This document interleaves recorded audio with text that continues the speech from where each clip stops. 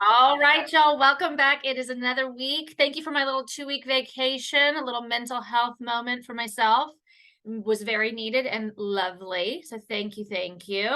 I want to introduce you to my new good friend, Monique. When she isn't obsessing over home and work life, you can find her on Instagram, which is how I found her, creating content for her award-winning podcast entitled Infertility and Me. She created the podcast after her own path to motherhood was disrupted by female factor infertility. Through the podcast, Monique has been able to reach thousands of men and women from all over the world, passing the mic to other survivors to share their stories authentically. Monique's podcast was featured in Apple iTunes New and Noteworthy Editor's Pick in March, April, and May of this year, 2022. You all, please, please, please welcome Monique. Hello. Hey girl, so happy to be here with you. Yes, I love it. Girl power. Yes, girl power. I love it. Oh my gosh. I'm so excited to have you. I usually like to start the podcast by asking people how we know each other, but when I slide into hmm DMs awkwardly, I always let people know, like, I've been following this person for a while and finally plucked up the courage to be like, can we talk? Yes, yes, yes, yes, yes. Oh my gosh, I love it. Reminds me of that old song by Tevin Campbell, Can We Talk? It's like, yeah, of course we can talk. Come on, this is what we do. Yes. Right? Absolutely. And I know you and I were talking earlier about how it's just so nice to be able to, you mentioned in your bio, even like sharing the mic and getting, hmm getting on each other's space and opening up to the world and being able to share that. I think it's such a beautiful, beautiful thing that technology has now allowed us to do. Yes, it's a beautiful thing. Like we love it and hate it at the same time, right? Mm, Because it makes us like oversharers. Then we don't know when to get off, and we have to like really monitor ourselves, monitor our children if we have them and stuff. So yeah, it's a mhm. whole vibe when it's done correctly, I feel It's like. so So yes, true. we're It's so doing it right. true. Yes. Yeah, it's so Yes, yes. interesting. I was curious kind of how what kind of helped you to get to that space where you were like, okay, I'm going to open up and I'm going to share my business with the world. How did that, what was like kind of the moment or a Girl, series let of me tell moments? you, Meg, it wasn't easy. It was not easy. I have always been a private person, and spiritually speaking, if anyone is into astrological signs, I am a Sun Libra, which is my birth date, Yeah. and then Moon sign, which is your emotional side. I'm a Scorpio, and then the rising sign, your third most powerful sign, I'm a Taurus, and so all three of those are pretty much private signs. Mhm. We don't share more than we need to. We kind of like to listen to others and what their experiences are like. And Mhm. Mhm. so I wanted to be the voice that I needed when I was in the midst of family building and having a lot of fertility struggles as a Black Mhm. woman and a woman of color in these United States of America. Mm. And we know how difficult our history with gynecological and reproductive care Yes. has been for women of color, Indigenous women as well. Mm. And so I just wanted to be what I needed. And I didn't niche down just to Black women because number one, my husband is South Asian descent. I have a South Asian last name. Mhm. So that would be crazy for me to not include everyone's story, in my opinion, Sure. personally. And I love spaces just for Black women. I used to host and produce a podcast just for Black women because I Mhm. think it's important that we do have our individual go to places where Sure. we could just let our hair down with people who understand our struggles. And Mhm. so when it became in time for me to want to put myself out there about fertility struggles in Black women, it was because I was looking at the statistical data and how vastly different our experiences can be with fertility and family building and maternal death rates in Mm. America. And I'm a researcher by nature. And so when I was looking at those things, I was like, well, how can I do? What can I do? What can I do to help other people not suffer in silence? Is what I say on the Mhm. podcast a lot, because that's what I did. I suffered in silence for a long time before opening up to people, just family, about my struggles with Right. fertility. And so that was the inspiration behind it. And then again, I'm a spiritual person, and I just was tapping into my spiritual practices deeper when I was healing after being pregnant and giving birth to my son. And I resonated with the throat chakra, which is right here where your thyroid is. And Mhm. that is the chakra of communication and Mm. speaking your truth authentically. to who you are. And so that's part of the reason why my brand colors are like this royal blue purplish color. So everything for my podcast is very spiritual based, very deeply ingrained in who I am as a woman and who I'm becoming as a woman. Yeah. Oh, I love that. And so intentional too, right? So you've made the choice of like, Yeah. this matches with that, matches with this, and it's got a story Yeah. behind it. That's great. Mhm. That's how I live my life. That's really how I Mhm. live my life. I've been wearing pink a lot. That's the crown chakra. That is your enlightenment, intuition, and everything I do is intentional, especially when it concerns me touching the lives of others. Yeah. Yes. That's been something that I think has been interesting too, is kind of figuring out that balance between, especially so for me as a therapist, I like Yes. to make sure that I focus on my client, right? Because it's not about me. And, when clients will ask Mm-mm. about me, I of course want to acknowledge that moment of it. I appreciate you checking on me. And how do we focus on you and doing that in a very smooth way and transition. And so on my my podcast, certainly, and in my social media, it's like, but I also want to normalize, and I also want to validate and bring that space of holding. And so it's been a really interesting journey for me to be able to say, like, my daughter broke her leg a couple of weeks ago, and I thought, Oh wow. do I share Yeah. that? Do I not share that? Do I share that? And I thought, and it's been a beautiful space for many people who've been like, my toddler broke her leg when she was this age, and Mm-hmm. how are you dealing with it, and the guilt that goes with it, and da da da. And so it's been a really interesting journey for me as well to be able to say, how do I open up in ways that are meaningful, that assist people in feeling like they can do that as well. And so it's been a really interesting journey for me, and I'd love to hear about yours as well. How has it been then, once you decided this is where I'm going, I'm going to be what I needed? How has that response been for you? Oh, I'm going to keep it real with you guys. It's very hard. It's Mm-hmm. very hard in the perinatal fertility space because Black women don't share, number one. And so the amount of content out there when you're looking for people who look like you, Mm-hmm. Black or other people of color in general, it is very difficult. You can look at the hashtags. You can go on my page and click one of my posts and hit infertility, whatever hashtag I have up there, and you're Yep. going to see very, very, very Caucasian spaces, People lots who of look like Caucasian me. spaces. Yep. Yeah. And so Yep. it wasn't easy to be noticed. And it still isn't easy to be noticed because guess what? Having fertility struggles does not diminish, take away, or dissolve people's racism and or prejudices Mm. towards other people who don't look like them.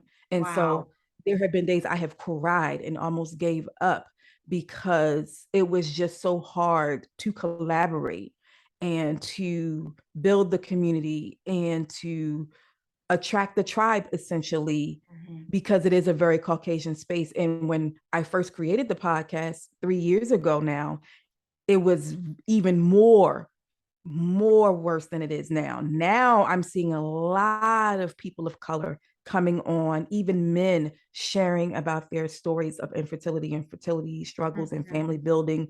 But it's getting better, but it's a marathon. It's not a race. And Mm-hmm. so I am very intentional about checking myself and knowing that those who need what I have to offer will find me. And I trust the universe will bring them to me when the time is needed and necessary for them. Mm-hmm. And when I get those messages here and there, or those emails here and there, I know that my work is not in vain. Because guess Right. what? I don't get paid for this. I don't Mm-hmm. have a membership that I'm offering people to get support and they're paying $20 a month. I Mm-hmm. get a couple dollars in ads. It's enough for me to cover my hosting every month for the podcast, Mm-hmm. do a little tad bit of advertising, but it's a labor of love. And at the end of the day, I just constantly remind myself, it's not about you, girl. What are you talking about? You didn't create it for yourself. You created it for the people who needed it, for the silent sufferers who have Mm-hmm. not found their voice in their struggles. Mm-hmm. Yes, absolutely. And that's such an interesting way of putting the silent sufferers, because it's been this shame. It's been Yeah. such a surrounded by shame, fertility concerns for Mm-hmm. so long, as though there's something wrong with a person, and it's been it's been interesting to hear people's stories of having to be able to, and you even mentioned in the beginning when you were trying to even open up just to your family. And of course, Yeah. we say in therapy, don't shit on yourself, right? But like you Hmm. should, I roll, be able to say to the person that you've spent your life with, growing up with, in whatever capacity, and say like, these are Hmm. the things that I'm struggling with. And even then we feel hesitant. We Yeah. feel what happens when I say something and they don't respond perhaps in the way that I'd like, or they're not supportive, Hmm. or they're blaming, whatever it may be. And so, yeah, absolutely. It continues to be an uphill climb of kind of overcoming all of that.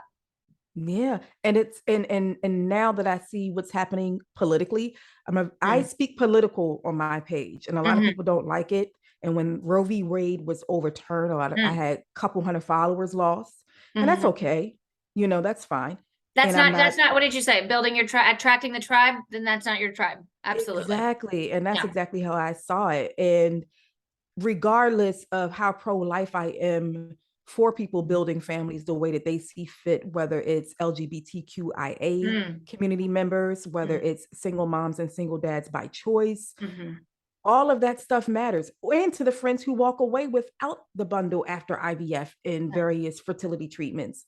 Hmm. So I now see why it was so hard for me, because going through building the community to getting where I am now, and still having, I feel like, in my own personal opinion, a lot more work to do. But I Hmm. see now why I had to struggle with building the community, because we're going through a lot of political struggles right now with Yes. the Roe v. Wade. We're Mm. going through a lot. We're going through a lot. And regardless of how pro life I am through family building fertility treatments, you still should have the right to choose. And the Right. government shouldn't have that power over you, over Hmm. our bodies. And Mm. it was what, 50, 60 years ago that we even Mm. got the right to vote. Yeah. So I think we forget about that. And our privilege, for our friends who do have the kind of privilege that I don't have, being Mm. Caucasian women and men, Right. we forget. We forget that Yes. no matter what happens, you're still semi protected by the Hmm. men that you marry if you are in a relationship with someone who looks like you. Right. And so I understand why now I had to struggle with building a community, because there's people who rely on my strength, Yep. and I don't take that on in a way where it's unhealthy for me, because I take a break. I mean, I took a 6-month hiatus last summer, and Hmm. I didn't know if I was going to be able to return, but I Hmm. needed that moment. I needed that space, because now I have everything. My cup is full, so I have Yes. plenty to give now. Hmm. And so me as an individual, and growing as an individual woman outside of my family life, and figuring out who I want to be, and going into my 40s next year, do I still have the capacity to do the work, regardless of how hard it is, regardless of who no longer resonates with the message that I have to serve. And I think that, and I feel like therapists go through that a lot, because Mm. you guys change clients so much, right? Hmm. Hmm. At Yeah. times, at Sometimes, times. so sometimes Yeah. I have clients who just, they want to see me every week, and they see me every week, and we sometimes talk about a whole myriad of things, right? And then there are some people where we're working on a very specific thing, and or a couple of things, and obviously things come in and out, but yeah, absolutely. And so then you're getting new people and you're starting afresh, and yeah, absolutely. I just feel like there's always going to be a rotation of people that we connect with and help and see through to Hmm. the other side. I've Hmm. watched a lot of people get on the other side of adoption and fertility treatments and getting pregnant and giving birth. And we've seen people in the community who have lost their lives to Black maternal health disparities when giving Yes. birth. And so there's a whole myriad of things that can happen, that when you put yourself out there as someone who wants to be the voice of change, that you have to be prepared for. And unfortunately, there's no one way to prepare for that. It's just Hmm. about taking care of yourself first. Absolutely. Absolutely. Yeah. And I appreciate you sharing that. It's been something. I know the day that Roe v. Wade was overturned, I immediately posted a quick my thoughts. Yeah. Let's share this space. Let's come together. I didn't even know how to process. It is one of Hmm. those things where obviously being born in the United States, you just take for granted that a thing like Roe v. Wade exists. You just, here we We are. do. We do. And then for it to be overturned, I just remember obviously it was months or a while ago now, but I just remembered thinking like, I don't even really know what to say. I just want you all to know that I'm here and I'm holding this space with you, and I will help you process it, and I will be trying to process it myself as well. But it is something that there are things that we take, the right to vote, right? Like that is something that we take for granted. And then you wonder, could that be taken away? Could that? And so it's nice to see the things though, for example, here in Kansas, instead of our government unilaterally making choices for us, they left it to the people, which I still never, I don't understand why we're voting on access to medical procedures. Like I'm a social worker and should not be able to decide whether or not you can have a kidney transplant. Like, and I do worry about the implications, not to go too tangential, but I do worry about the implications of, religion coming into it, because then are we not going to allow blood transfusions, because some religions don't believe in that, or organ donation. And so I continue to come back to my confusion of why are we voting on access to medical procedures? But I was grateful that I at least live in a state where, instead of, the Indianas and the Texases and the trigger laws of Missouri, where the people of the politicians are like, we at least got to vote. And it was beautiful to see our increased turnout. Wonderful. Which was still only 47%, but a massive increase from last year's election. But it was still considered presidential voting numbers. You guys had something like over 900,000 people came out and voted. You got it. I was watching it. I was like, oh my God, this is amazing. Because that just shows us that no matter what your political party is, it's about doing what's right. It's about doing what's right. It doesn't matter. Church and state are supposed to be separate. That's okay? Right. That's they just forget about that part. I think people willfully choose to interpret that in ways that, and again, I'm not an attorney, but I think separation of church and state seems pretty obvious to me, and people choose to interpret that in ways that fit their needs. And it once again confuses my tiny little brain, because it's like, if the church no, you're not confused. You're not confused. They're confused. Okay, they forgot. That's exactly right. It's plain and simple. It's not black and white. It is exactly what it is. Yes, and that's that. So we can talk about that all day. We really could. Well, and I was going to say, just a small trigger warning to mention my pregnancy losses and pregnancy crises, but the idea of criminalizing pregnancy loss is, if somebody would have come into that room and been like, and by the way, we're going to send a police officer over to ask you some questions about how you were not able to carry this baby to term, I genuinely don't even want to contemplate what I would have done in that situation. I hope people wake up and vote these people out. If you're in a state that is on the brink of banning it to the fullest extent, doesn't matter if you're a rape victim, incest victim, whatever. Do what's right. Just do what's right.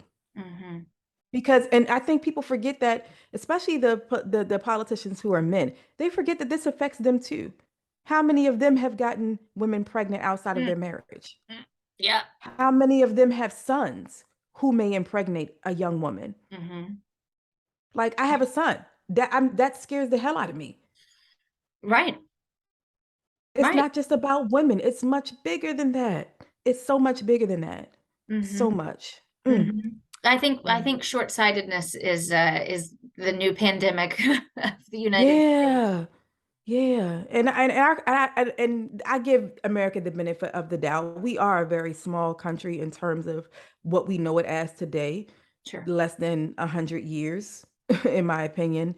And so while other countries have a system in place and they've been doing things a certain way, they are much older in the way that they run their countries than we are. So our history, I just hope history doesn't repeat itself. I hope this is a wake-up call for people with Roe v. Wade. I really do. I really do. Yeah. Wow.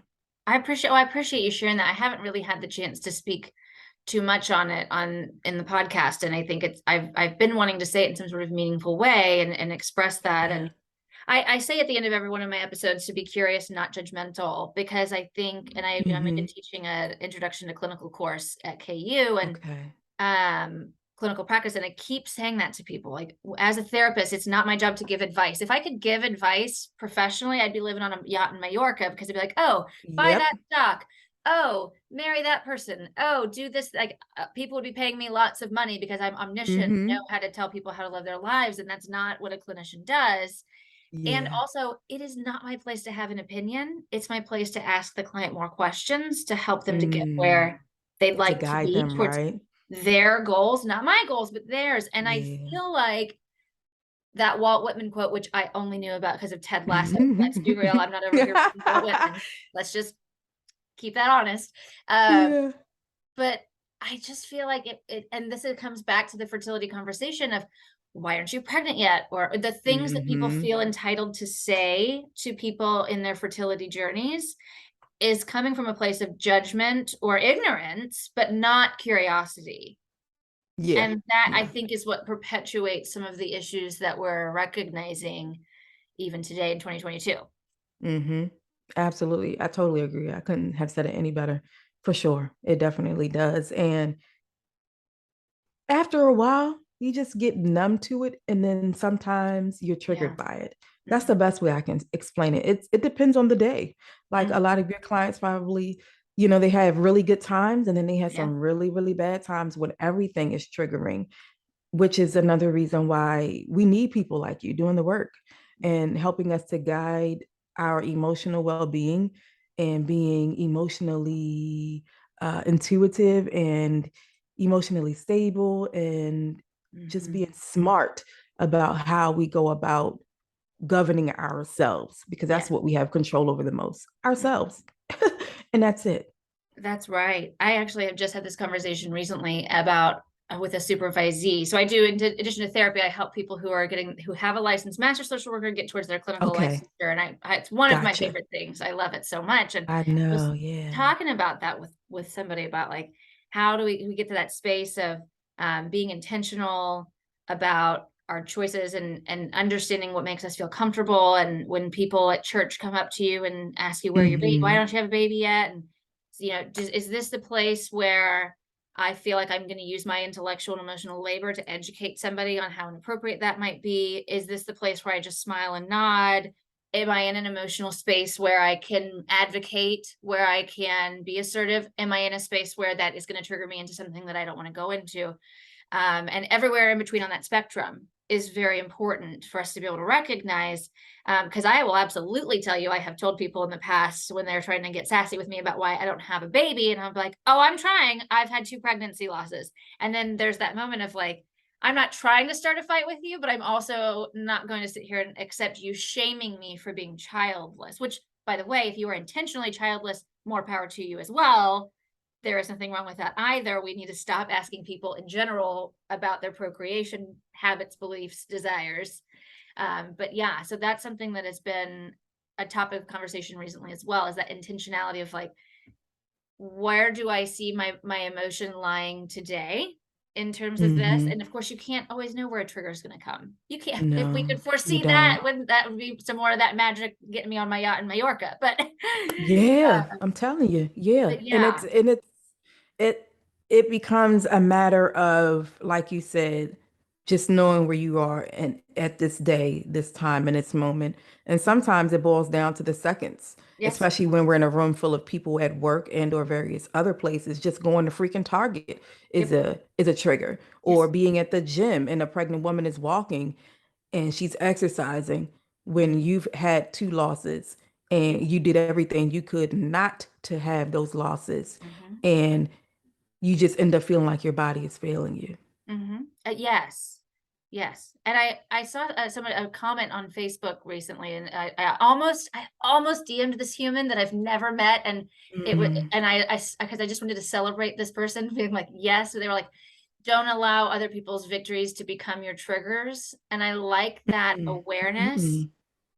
Not to say that I didn't get triggered walking into Target, not past the baby section or by the Yeah. woman or the person who was pregnant walking on the treadmill next to me. And it's also making sure that we're not doing that keyboard warrior thing of, reacting to something, recognizing what the emotions are that we have, and having a thoughtful response to it, versus having that, it's react versus respond, and being able to say, okay, that's triggering me. What is telling me that I'm not free in that space? What can I do to get to a place where I can deal with that emotion in a healthy way? Because it's not about changing our emotions, it's about changing our relationship to the emotions. Mm. Yeah. Yeah, so impactful. Such Mhm. an impactful statement. And I'm sure you, as being a clinician, you have your moments where it's like, oh, like college goes out the window. Right now, I'm pissed and I'm angry Yes, yes, and I'm yes, hurting and I'm yes. struggling. And Mhm. I feel like a lot of what we go through in life, fertility related or not, our pain, our inner pain, it goes unnoticed because if we're good at putting on the face, because we have to, Yep. especially for people like yourself who work with others on a daily basis, and no matter what's going on at home, you got to put on that face, Meg. Yes, You got to do the work yes. regardless. Mhm. And And it's that is hard. it is so difficult in the social media space, as a therapist, as a clinician. I make my joke of like therapist face, right? So if anybody tells Yeah. me something, I have heard some stories I of know you some have. people who have been through some stuff.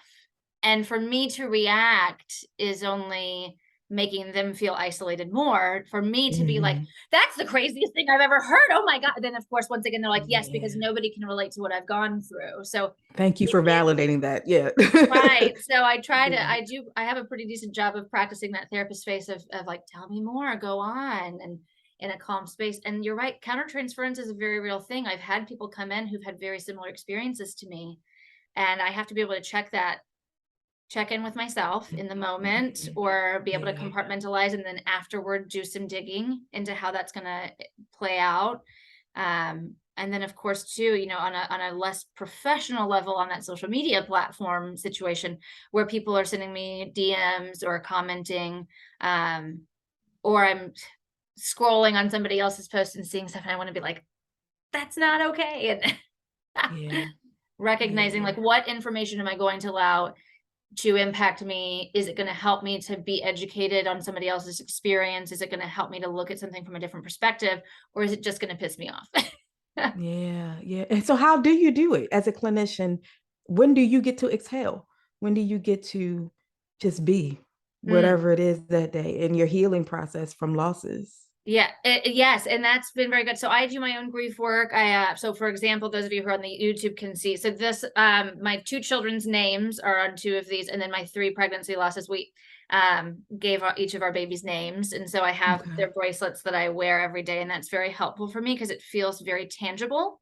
And I've encouraged people in my practice as well, when they're doing, to find some sort of meaningful grief work, whether it's something to do with an ultrasound picture photo, which is Mhm. genuinely kind of all you, I don't want, it's hard Yeah. to say all you have left of the pregnancy, but right, you did The not get the right. visual aspect of it, right? Yeah. Yeah. I definitely do my own therapeutic work as well. I think it's very Yeah. helpful in various capacities to be able to process things freely, in a non-judgmental space where I can just say like, man, that really got me, or I can't believe this person felt that way. And because I don't want to be judgmental as a clinician, and I'm also a human. So Yeah. it is definitely in my space as a professional, and then being able to kind of, like I said, compartmentalize that while I'm in Mhm. session. And then if I need to different various levels, figuring out ways that help me to help people. Cause like I said, I've worked with people who have very similar stories to mine,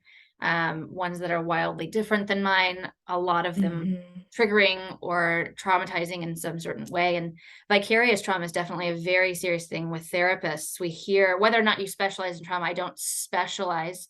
I don't do Okay. EMDR or anything in trauma, but find me a therapist who's never had never had a client who had some sort of trauma. Don't we all as humans have Mhm. trauma, right? So, Yeah. so we all have to find ways to recognize and name our vicarious trauma, and instead of the same as with the emotions, right? So we don't want to Yeah.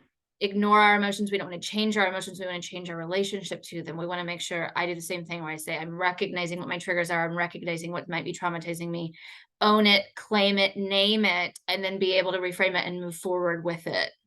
I love that. That's good for me too. That's a nice reminder for myself. Yeah. Yeah. Because it's so easy, I think. And that's why I admire therapists and counselors like yourself, because I don't know if I would have, see, I can hold space for others. I'm good at that. I always have been. I mean, I was in middle school and I was a mediator. Yeah. Okay. Like Yeah. mediating is my jam. Yes. And being a Libra, being the woman looking for the balance and beams and justice and fairness.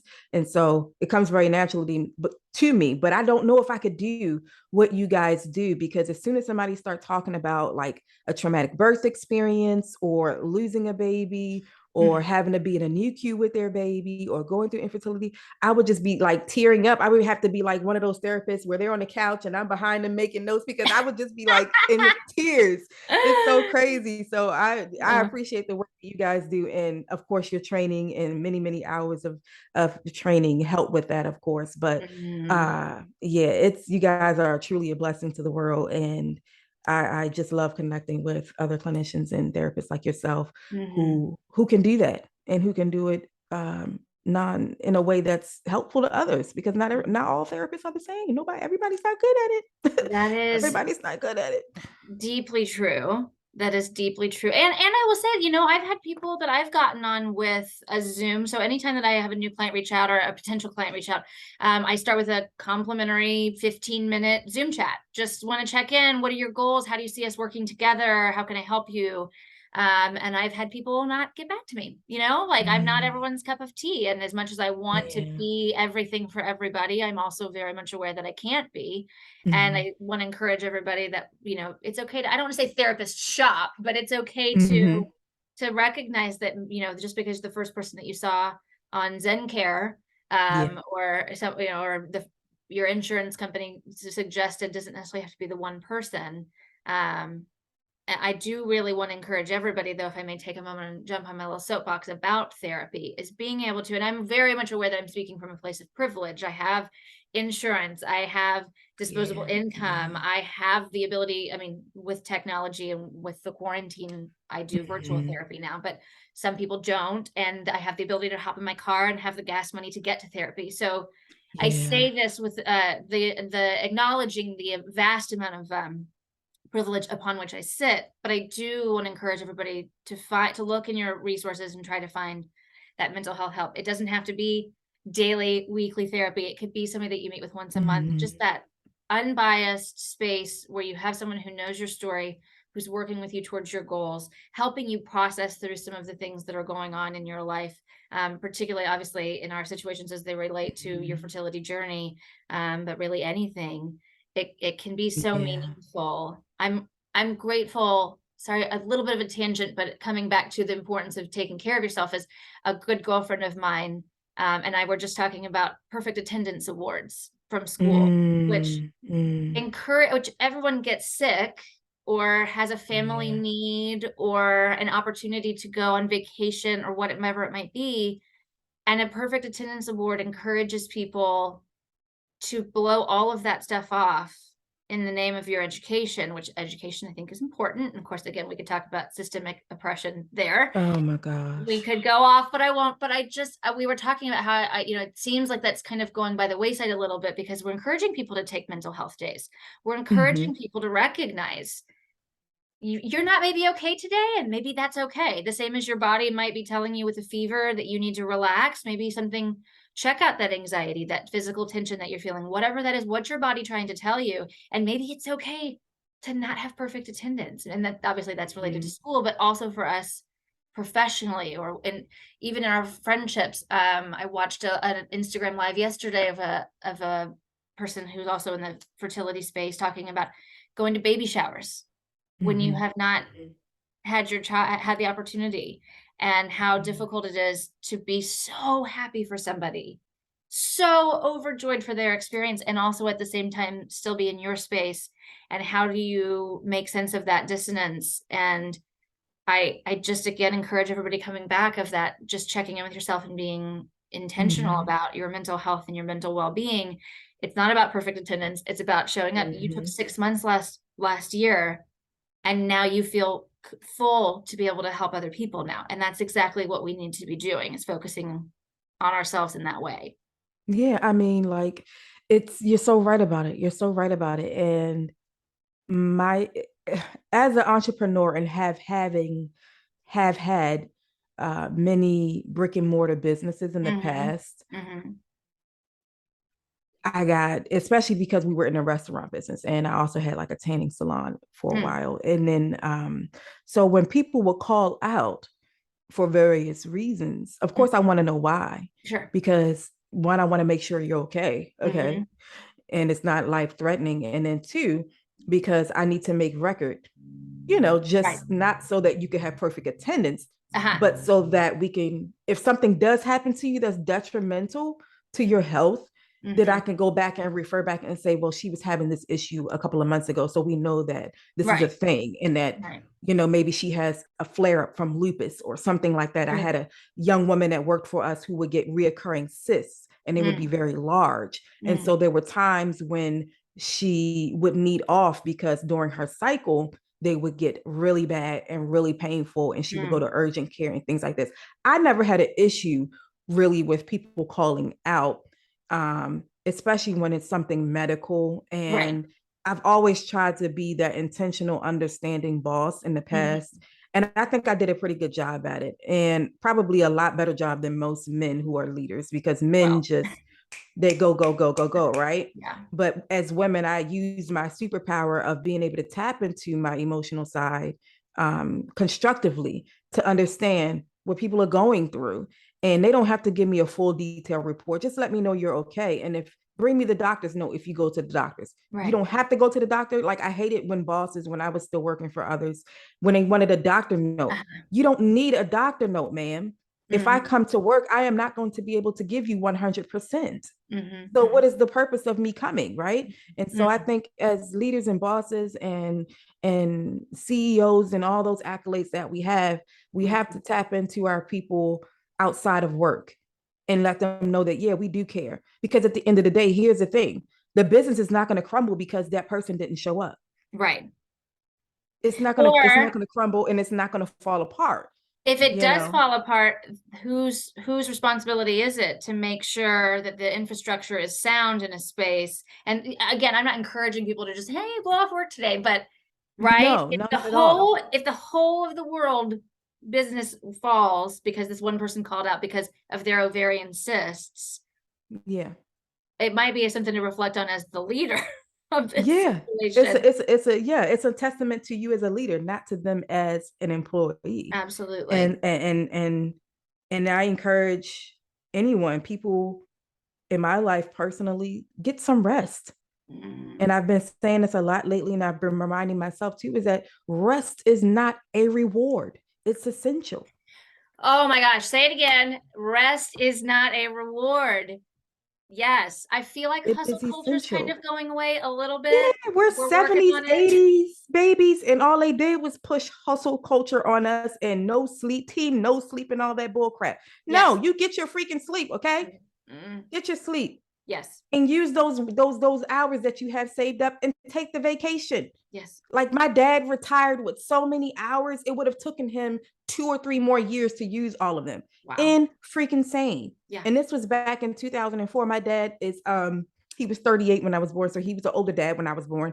And so by the time he retired from being an accounts payable manager for Honeywell, he Hmm. had all these hours saved up. They had to pay him. They give him a Oh, percentage. They give you a percentage in your severance, in your package and all that, to go home. I don't even know what it's called. I've never yeah. retired from anywhere anymore. Yeah. I haven't worked for Yeah. anybody in years, so I don't even know what it's called anymore. Yeah. But he retired. He got a percentage of it. He had so many hours saved up. Don't Yes. let the workplace kill you. Mm-hmm. Don't let your Mm-hmm. business kill you. Don't let being a CEO kill you. Mm-hmm. It's Yes. not worth it. Yes. Yeah. Amen. I couldn't agree more. That's what it's there for. I do think more and more agencies and companies are being forcibly or in through or internal motivation and somewhere on Mm-hmm. that spectrum made more aware of life work balance, not work life. And I very much that we talk, I mean, we could talk for ages about the stress on the body and how that impacts fertility, both for Mm. men and women.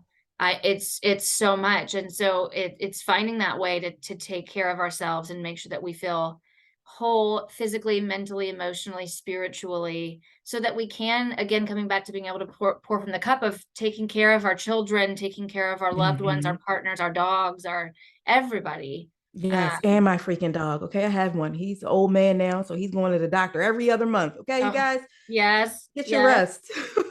We just put my sweet little pup, he's 8. We've just put him on joint medicine. And I was like, Oh, yeah, okay, that's we about can the do time it that. comes. We can do Yeah, that, but my baby. yeah. He'll be fine. He's gonna Yeah. love you for Oh, it. I was like, yes, please give this to me. What a great idea. Probably could Yeah. have done it sooner, but also I was like, oh, the fact that Hmm. we're even getting to that age to discuss that is, but Yeah. you know, time does continue to march on. Yeah. Time, Um, time don't give a damn about us. Okay, time is just steady moving on along. So you might as well take care of yourself in the midst of it. Okay, it's not that's worth it. crashing and burning. It's not worth That's it. that's it right there. That's it right there. Yes, indeed. Monique, oh my goodness, what an absolute joy. I could sit here and talk to you for hours. I hope we get the chance to chat again. I would really, Absolutely. Yes. truly love that. Can you share with everybody where they can find you? And of course, I'll put it in my show notes as well. Sure. Yeah. Infertility and Me podcast everywhere. I'm not on Facebook at all, personally and or podcast wise, but Instagram is my jam. It's where I live. It's where I stay. Mhm. The podcast is also on YouTube. I do post audio and visuals there as well. But Instagram is the best way and the fastest way to get to me, and info at moniquefarook.com as well if you want to reach out and you're struggling with fertility. I have some great resources that I can pass along if you or someone you know is struggling to family build. Amazing. Amazing. I cannot, there are not words to articulate how much what a pleasure it's been, how much I appreciate you taking Yes, your time, sharing your emotional and intellectual labor with us. And like I said, so I will probably be bothering you again for no another chat, problem. I'm hopefully here for soon. it. Yes. Amazing. Love it. Thank you, Meg, for letting me talk to you and your listener Yes. friends. I don't take it for granted. And Yes. yeah, I would love to do it again. Great. And yeah, just thank you. Thank you, girl. It's my pleasure. And to everyone out there, as I've said it already today, be curious and not judgmental. Goodbye.